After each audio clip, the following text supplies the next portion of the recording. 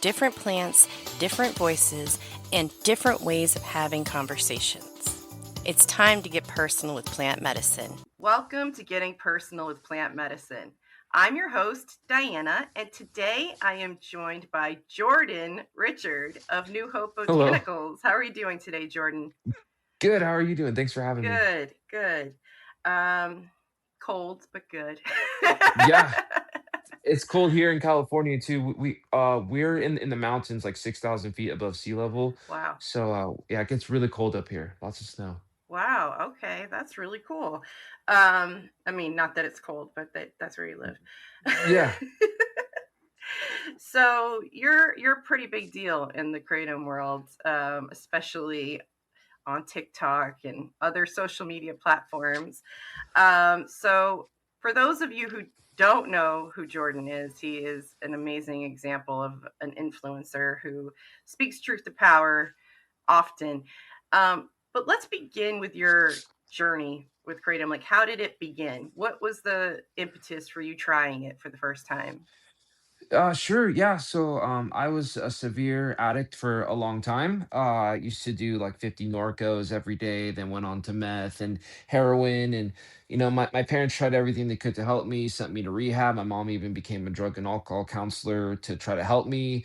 Nothing was working. And then two things happened in a relatively quick time frame that like changed my life forever.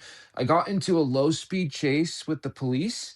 Like I used my blinkers and everything, and I like went under the speed limit, but I was evading like a arrest, and finally I pulled over into a gas station parking lot. I was held at gunpoint by like eight different officers. They found meth, heroin, needles in my car, and I was actually working with special needs kids at the time. Like that was like my job. I would get like employee of the month, but at least be smoking heroin in the parking lot, basically. Hmm. But in the back of the cop car, I was saying like, God, if you get me out of this situation, like I'll change my life. You know how most people say in those situations. And lo and behold, they did let me go. They arrested my passenger the whole time. I was like, yes, sir, no, sir. My passenger was just being a huge jerk and wasn't like obeying orders. And I knew I was caught. Like, what more do I need to say? Like, I'm not gonna fight it Yeah. anymore. I already tried to flee, but I still went to jail for a long time. And yeah, that just worked out in my favor.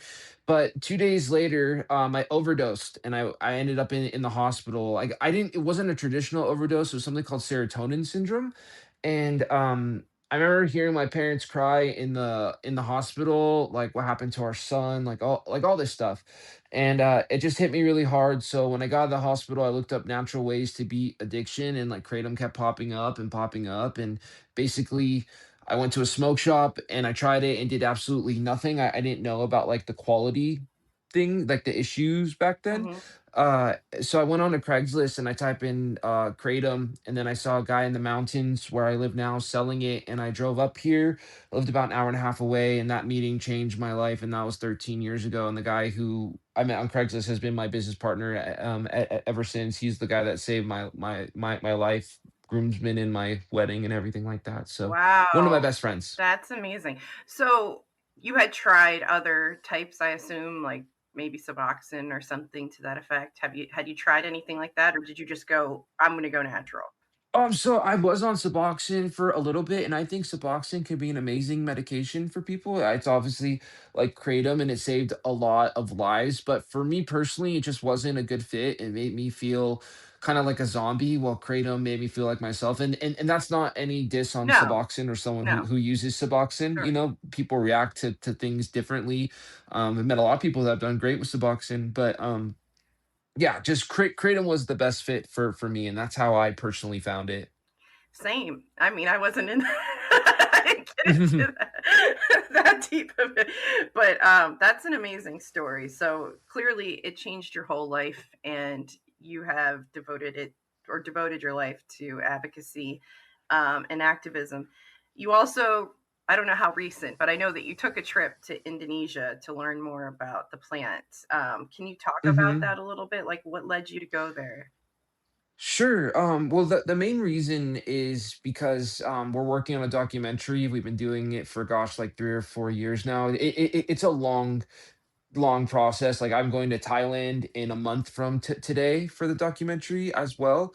But one, I wanted to see if, like from the horse's mouth. I wanted to talk to people that have been using kratom for a very long time over there. It's traditional uses. I went to like mosques and talked to Muslims who used kratom, and I learned if it was like haram or not haram, which means like forbidden or okay in their religion. I also wanted to see how the industry works. I saw the good and I saw the bad. I saw pristine facilities that, looked better than Western doctors' offices, over there. And then I saw, smaller operations that were done in like a warehouse setting, So I saw both sides. Not to say that the warehouse setting is bad or anything, but I should say that some suppliers over there are much more advanced, I Mhm. would say would be the best word. And the people of Indonesia are amazing people. They're just trying to do the best they can with what they got. There has been new regulations set in place, which is good. When I first started in the industry 13 years ago, people on Facebook would hit me up and they'd show their kratom leaves drying outside, but there'd be chickens running around, like over the leaves. Nowadays, there's stainless steel facilities. There's testing. It's evolved a lot, but for me personally, I wanted people to see that side too, because 99% of people that demonize kratom don't even take kratom, or they never, or if they have, they've never been to the source. They don't understand like the traditional uses of it. They don't understand the plant whatsoever. And I wanted to be one of the more educated people in the country on the topic. So you kind of got to put your money where your mouth is at the same time. And so you're making a documentary. Are you able to talk Yes. about that yet, or?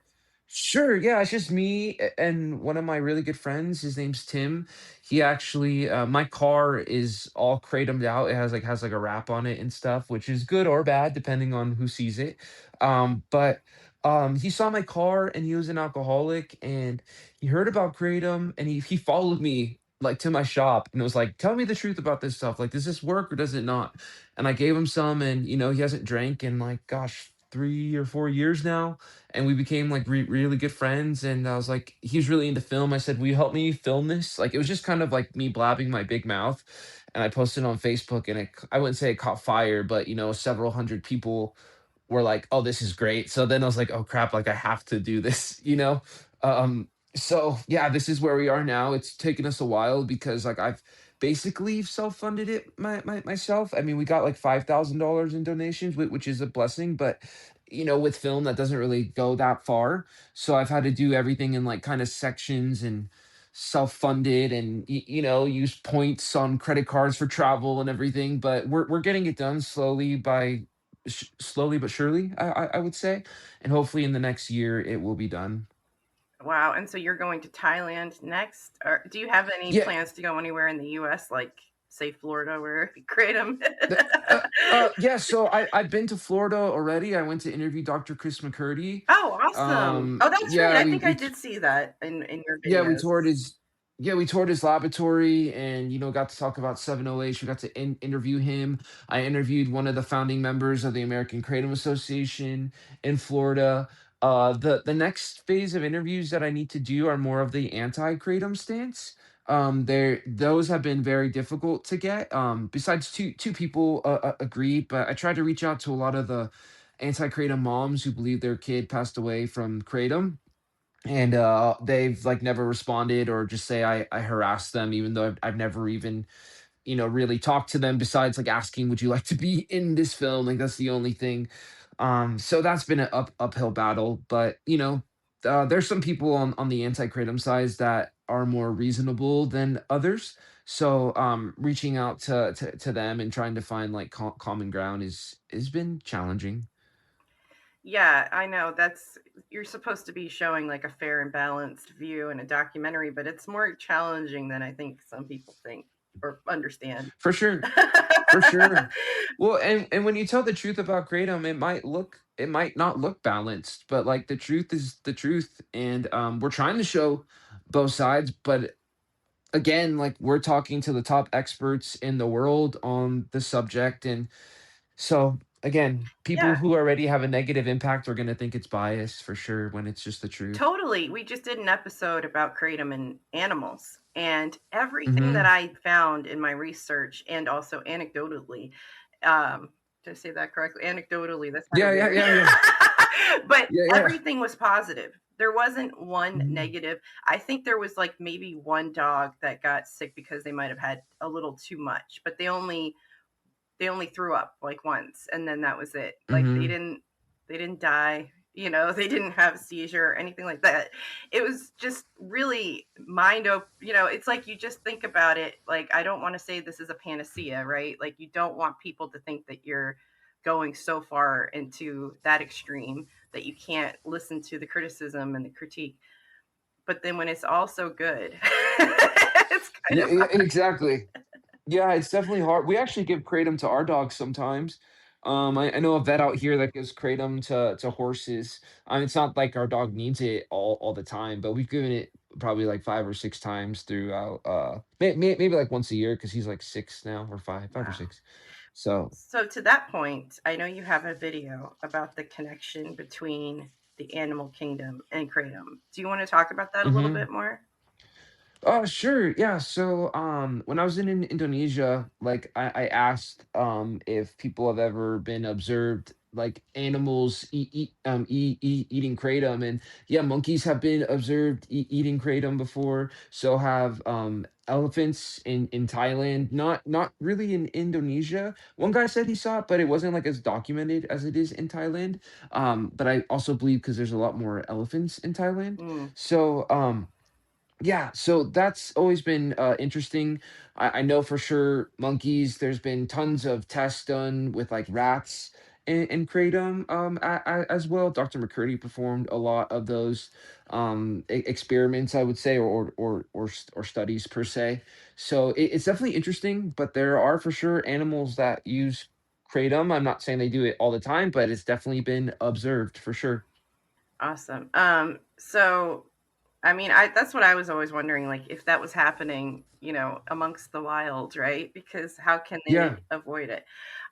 So like I said earlier, you're a tireless activist. But in your experience, because I know you speak a lot, you do a lot of different public testimonies and things like that, right?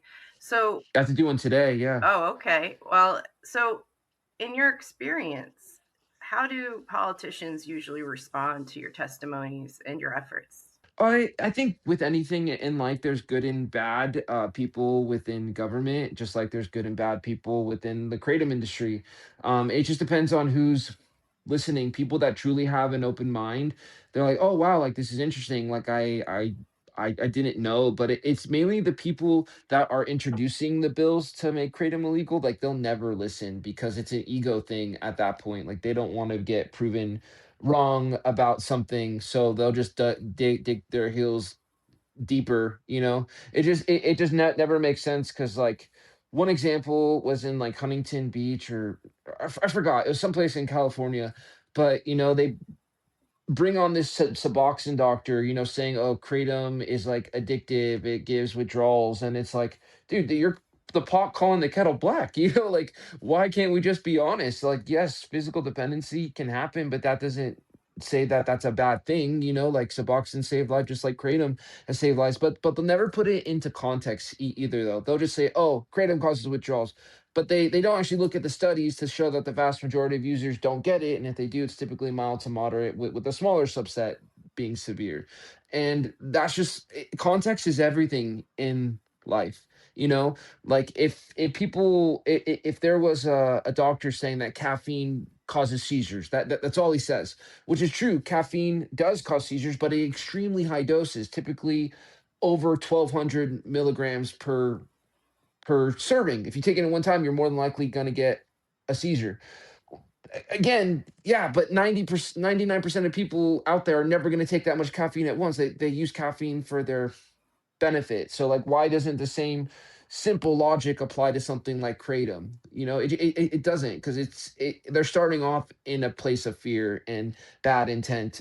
But there are people that have been swayed, like former New York Senator David Carlucci, who I interviewed for the documentary. He actually proposed legislation in New York to make kratom a Schedule One. He was in charge of like the drug policy. However, he started getting like massive letters, so many different letters saying like kratom helped me, this helped my mom, this saved my son. So then he started researching it, and then he's the one that actually proposed legislation for the Kratom Consumer Protection Act in New York. So people can be swayed, like they can be flipped. And yeah, it just really depends on the person. Yes, absolutely. And I think they also miss the very nuanced conversation around physical dependency versus addiction. You know, Exactly. physical dependency on pain relief as opposed to addiction. Um, Hmm. so I know that you share your toss and wash experiences on TikTok often. Um, how else do you try to normalize the usage of kratom online? Yeah, I think introducing my family and just showing we're like normal people. Like my father-in-law, he has muscular dystrophy and he uses kratom. My mother-in-law, who's a retired RN, uses kratom for pain. My wife, who is a nurse and a general contractor, like she uses kratom. These are normal people. Like I'm the only one in the family that had like addiction problems that uses kratom. My mom, who was so anti-kratom at first, uses kratom. It took her like a good month of like, hey, I'm getting my son back, to like now she's on the kratom train for sure. Like she'll be testifying today. She's a drug and alcohol counselor. These aren't things that are so many people think kratom users are like on the fringe, but the vast, vast, vast majority are normal people just trying to improve their life. Like that's it. So showing your kids, showing your wife, showing your daily life, these are things that are just common everyday things for me. Like the majority of my family takes kratom. My sister, my brother-in-law, his husband, like so many people, like more people do than don't. I mean, obviously not the kids, but all the adults in the family, not all, but a majority do. And Hmm. we're just a normal hardworking American family. That's amazing. I wish my family members would be more open to it. I mean, I have some who have tried Hmm. it and become users, but I usually hear I'm on prescriptions and I have to be careful what I Oh, yeah. and I understand that, but it's like if you just tried it, this would make a world of difference. Um, Hmm. so to that point, what advice do you have for people who see the misinformation floating out there, are curious to try it, but are cautious because of that? Yeah, so I mean, there's a couple things. I think reading the work by Dr. Christopher McCurdy is like amazing. Mhm. There has been over 450 published studies on kratom since 2018.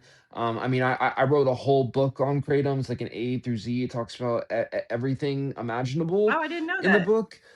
Yeah, and it's called The Truth About Kratom, Life-Saving Plant or Botanical Menace. It's one of the most downloaded books on kratom out there, if not the most. So that's kind of cool.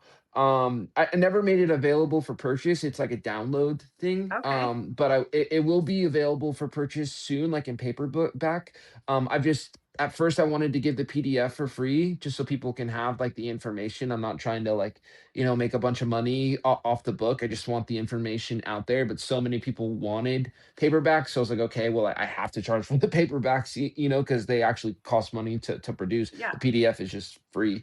So, yeah, that's a great place too. I don't want to make this all about myself though. So there's a lot of great information. I think kratomanswers.org is a great place. Um, I think there's so many different like bits and pieces that it's kind of hard to find like the good information all in one place. So like kratomanswers.org, the American Kratom Association.com, they have everything more, I would say, condensed. Also, gosh, why am I blanking out? TikTok. Following you on TikTok. Uh, yeah, yeah. I'm just blanking out at the moment, but there's just a lot of good. Oh, the eight factor analysis by Dr. Jack Henningfield. Like these are scientific papers that are, if you don't understand science mumbo jumbo, which I do, I mean, which I don't. I mean, I can barely change a tire, to be honest. But there, with AI now, you can just put it in there and explain, be like, explain this to me in layman's terms, basically. So with the evolution of AI, not everyone is gate kept by this scientific mumbo jumbo that only certain people understand. So everything can now be explained in layman's terms. So I think using scientific studies and AI at the same time is a wonderful tool for the average person out there. I mean, that's certainly a good way to look at it. Hmm. So, what is one thing that you wish more people knew about Kratom? That it's not a monster, that it's can help the majority of people. Um, I always tell people that kratom is a godsend for the people who need it. Not everyone needs it. Like, I think you might see some issues too, because like it's not the industry's fault. It's certain people in the industry's fault that have brought it to mass market. And kratom is not a mass market type of thing. It's niche and it's to the people who need it. Like, as a vendor, it should be your job to be like a gatekeeper. Like, hey, is this going to help you? You don't want to be like passing out kratom like willy nilly to people, because again, there is a chance of dependence in some people, and some people are very, very against that, even if it benefits them. They can't differentiate addiction and dependency. It's they're so intertwined, and some people are just dicks, to be honest. So you just don't want that. Also, too, with the explosion of 7 hydroxy, it's muddied the waters even more. So that's been very, very, very difficult. I want people to know that kratom and 7 hydroxy are two different things. Kratom can be a blessing and is a blessing to the people who need it. I feel like certain people in the industries have ruined kratom's reputation because they were marketing it to everyone when not everyone needs it. You know, Yes, that's how I yes, really I do feel. know. Yeah, yeah, yeah, yeah, yeah. Yes, I totally understand what you're saying there. So, before we go, where can people find you and how can they support you? Oh, sure. Yeah. So our website is newhopebotanicals.com. Just New Hope Botanicals on Google. On TikTok, on the Kratom Ninja, K-R-8-TOM Ninja. I've had like 12 accounts. Like, I always get banned, but this one's lasted me like a year so far. So thank God. This is the longest I've ever been there. I do have a YouTube Kratom Ninja. I don't really post on there. I'm trying to build that more up. But yeah, just there. And if anyone ever wants the book, they can just email us at New Hope Botanicals and I can send you the download. Newhopebotanicals at gmail.com. And I can just send you the download there. Awesome. And so, just a quick note about what you said, the Kratom 8, because some people are still trying to figure that out. Like, if you're new to Kratom, if you're new to plant medicine on social media, period, um, you have to kind of use these tricks to get to find what you're looking for. And Hmm. unfortunately, a lot of people have to use Kratom with an 8 instead of the A. So they're spelling it Kr8TOM. And I know you do that for Kratom Ninja, right? You just said that. Yeah. And then I know like Yeah. Madeline does. Like a lot of people. I didn't really think about doing that and I just say Kratom, but now I've realized I'm just not going to say it. I just say plant and then I play the clip and it hasn't been shut down yet, knock on wood, but I also don't have as big of a platform on TikTok as you do. Ugh. So It happens. It's just, but we've had to do that since Facebook. It's been this like for over a decade. They just don't understand. Anti-kratom content can be posted with no problem.